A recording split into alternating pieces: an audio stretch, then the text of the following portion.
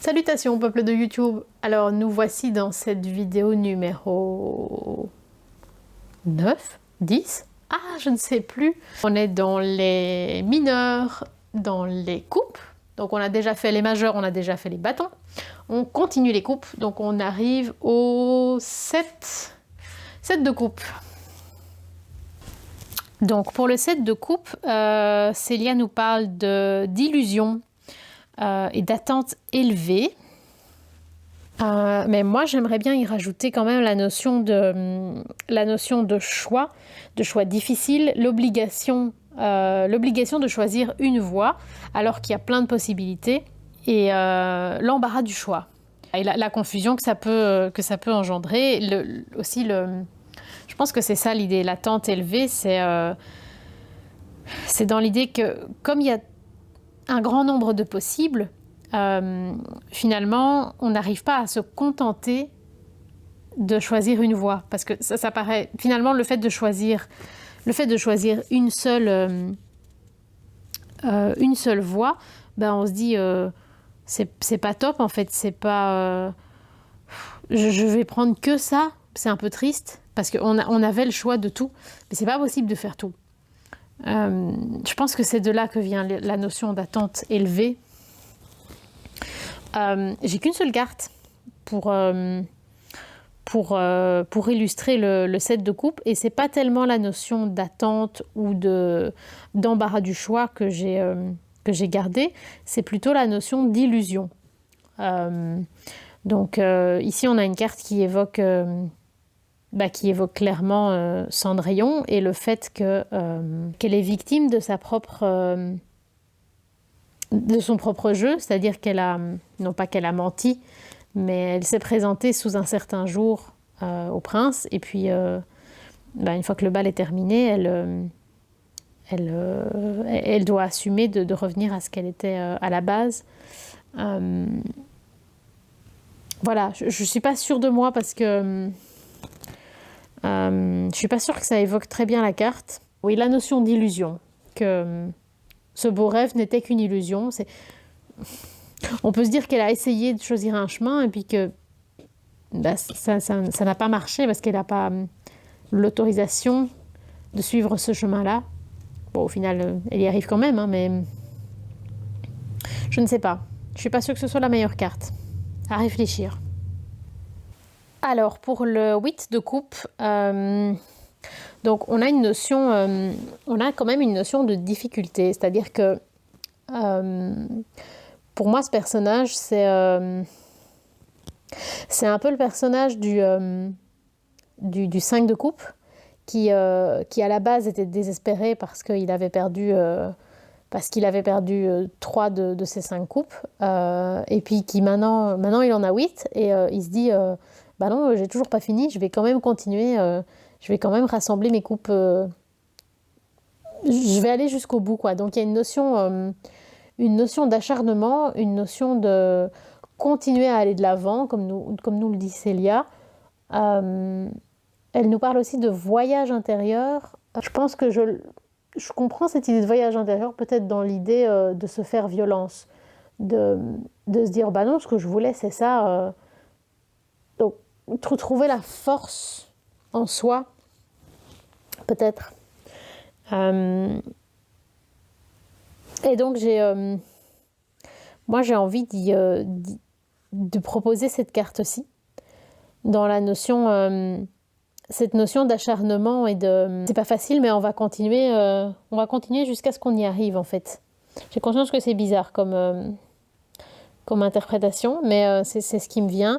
Et alors dans cette notion, je pense que celle-ci je l'avais pris dans cette idée justement de voyage intérieur, de trouver la force en soi. Mais en fait, maintenant que je vois cette carte, je me dis qu'elle aurait beaucoup plus sa place dans le set de coupe avec cette notion il y a plein de possibilités, plein de choix différents et clairement on ne peut choisir qu'un seul chemin. Et ce personnage-là, il est perdu en fait parce qu'il sait plus ce qu'il doit choisir. Donc ceci, je vais le garder pour le 7. Et ceci, alors, je vais le garder pour le 8, dans cette idée que le voyage est compliqué, qu'il faut s'accrocher pour aller de l'avant. Voilà. Alors, on arrive au 9 de coupe. Donc le 9 de coupe, Célia nous propose que c'est la satisfaction et les désirs matérialisés. Donc c'est un accomplissement. On peut le voir comme étant le mec du 5 de coupe qui était tout désespéré. Il a continué à bosser dans le 8. Et dans le 9, il a trouvé ses coupes. Donc il est content, il fait la fête. Du coup, j'aimais beaucoup cette carte-ci pour ce côté, cette notion de réjouissance. Et aussi, donc on a cette notion de réjouissance puisque, enfin, on ne sait pas très bien si c'est une tour, une maison ou un... Moi, je le vois comme un gâteau avec des bougies. Donc on fête notre réussite. Et en fait, ces câbles, le fait qu'il y ait des notes de musique dessus, pour moi, ça évoque l'idée que on est tellement content, on est tellement satisfait que on irradie de ce bonheur. On est fier de ce qu'on a fait, donc on en parle autour de nous. Donc c'est vraiment cette idée de propagation du message, de la réussite. Voilà, on irradie de bonheur. C'est ça que je voyais ici. Alors, ce que je m'étais imaginé pour celle-ci, c'était l'idée de s'être élevé au-dessus des difficultés, d'avoir réussi à échapper à tous les pièges et donc à être passé au-dessus, à s'être élevé tout simplement. Mais je trouve que c'est un peu fumage de pétard, donc je vais garder mon gâteau, ma tour gâteau pour célébrer. Alors, on arrive au 10 de coupe. Donc, le 10 de coupe, c'est une notion de... donc, Célia nous parle d'harmonie, de bonheur familial, de joie. Pour moi, c'est un peu l'idée aussi, c'est un accomplissement, quoi. On a fait tout ce qu'on avait à faire. Quelque part, c'est l'idée, allez, j'ai réussi ma vie, quoi. J'ai réussi à trouver l'équilibre. J'ai coché toutes les cases que je voulais cocher. Alors en premier, j'avais choisi cette carte-ci. Donc dans l'idée d'avoir quelque chose dont on peut être fier, d'avoir quelque chose à montrer, d'accomplissement. Donc être danseur et se retrouver comme ça sur une grande scène, c'est le fruit d'un très long travail. C'est une vie de travail, un travail qui ne s'arrête jamais. Et donc c'est une grande victoire, c'est un grand accomplissement que de pouvoir se donner en spectacle. Même si c'est devant des pissenlits. Voilà, ça représentait... comment je peux dire ça? Ça représentait la concrétisation d'un idéal. Parce que j'adore la danse classique et pour moi, ça représente une victoire sur la médiocrité. Mais cette carte-ci me touche énormément. C'est un accomplissement... Voilà, c'est un accomplissement peut-être plus modeste dans le sens où c'est pas tellement qu'on a plein de choses à montrer, même s'il y a des belles réussites. Hein, le fait d'avoir une maison, bon, ça c'est du matériel. Certains diront que ça a sa place dans la suite des deniers et pas dans la suite des coupes. Chacun voit les choses comme il veut. Mais on a aussi un diplôme, on a quelque chose d'écrit, on a des ressources. Donc voilà, pour moi, il y a... Dans cette notion d'avoir une maison, c'est aussi cette idée d'avoir un endroit... d'avoir quelque chose qui représente cette réussite, d'avoir un endroit pour soi, pour les gens qu'on aime. Le fait que ce soit une maison arbre, dans lesquelles il y a des fruits, il y a... c'est un oiseau mécanique, mais c'est un oiseau quand même. Donc pour moi, c'est la création aussi d'un endroit accueillant pour arriver à créer une maison aussi accueillante et aussi cool aussi. C'est une grande réussite en soi. Voilà, j'ai envie de prendre ça pour le 10 de coupe. Mais peut-être que je changerai d'avis et que je le mettrai pour le 10 de denier.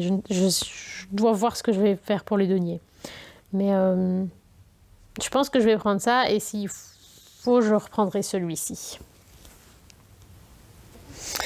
Alors, pour le page de coupe, donc on a une notion de sensibilité et de romantisme. Donc, c'est quelqu'un qui... je pense que c'est quelqu'un qui se prend pas la tête, le page de coupe. C'est quelqu'un qui est très premier degré aussi, très, très honnête et très intense dans ses sentiments. C'est pas du tout quelqu'un qui va commencer à réfléchir, à calculer. Donc j'avais imaginé cette carte-là.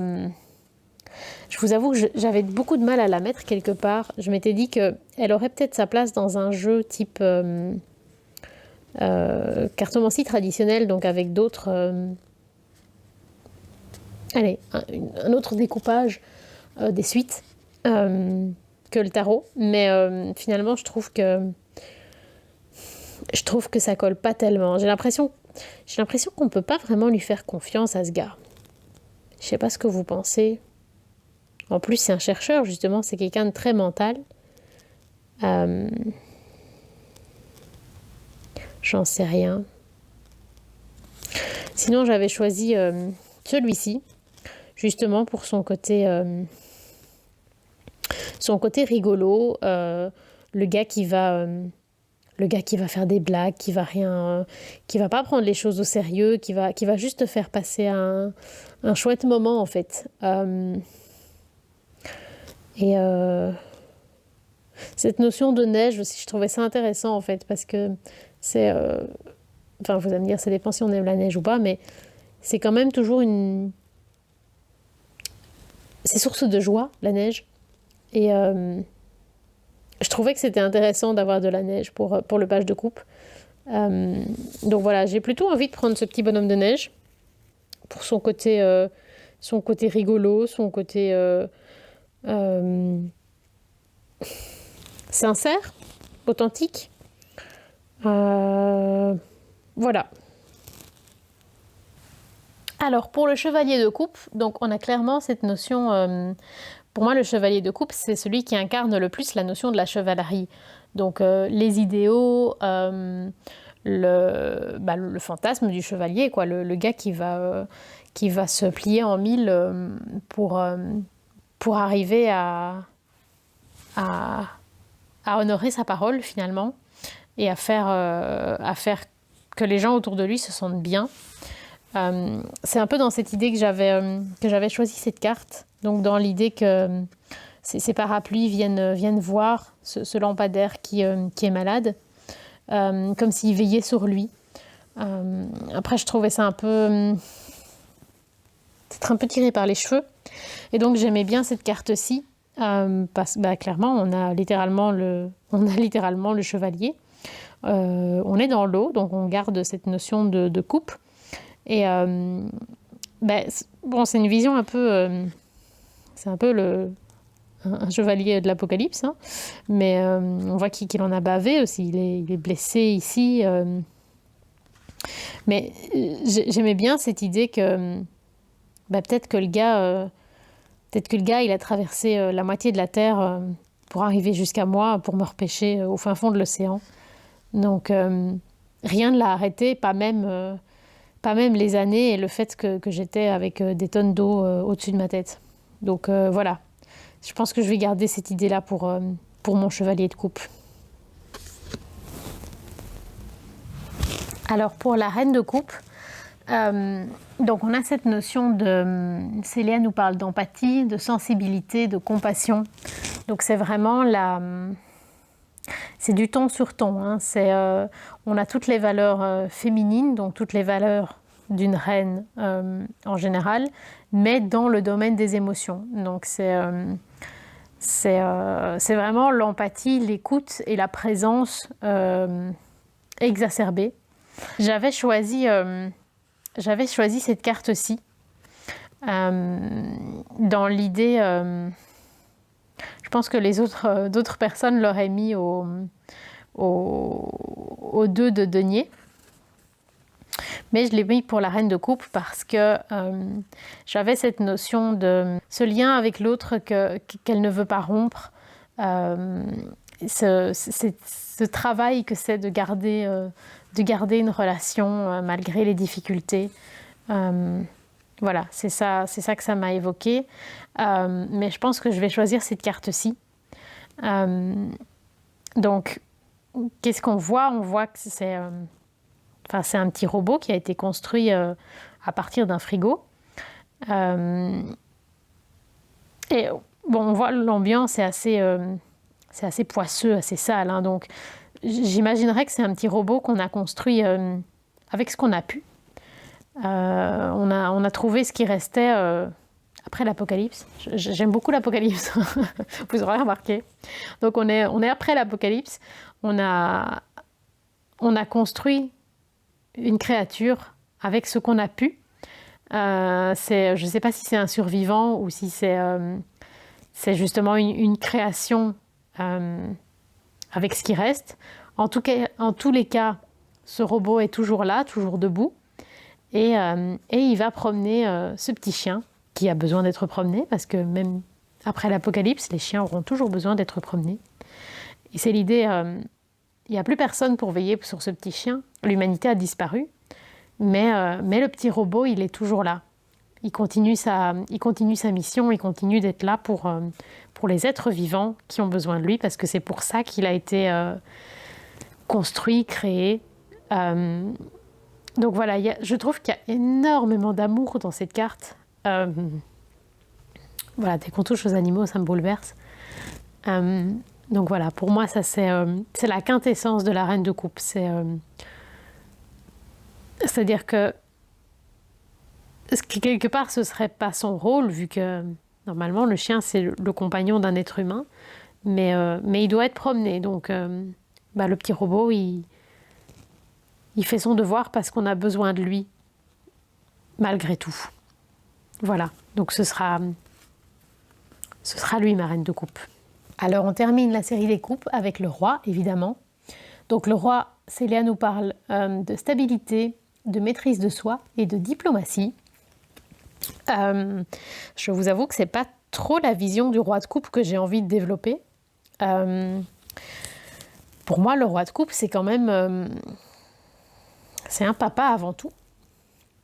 C'est quelqu'un...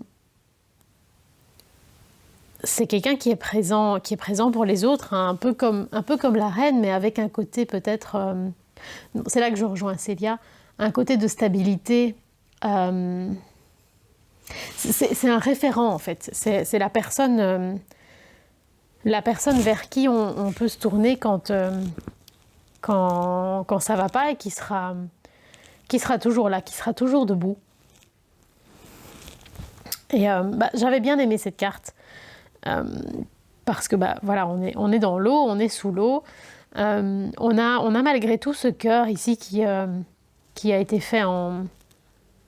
été mis en évidence, avec l'idée peut-être qu'il garde un trésor, donc quelque chose de précieux, pas nécessairement dans la valeur marchande, mais quelque chose qui représente, qui a une grande valeur pour lui.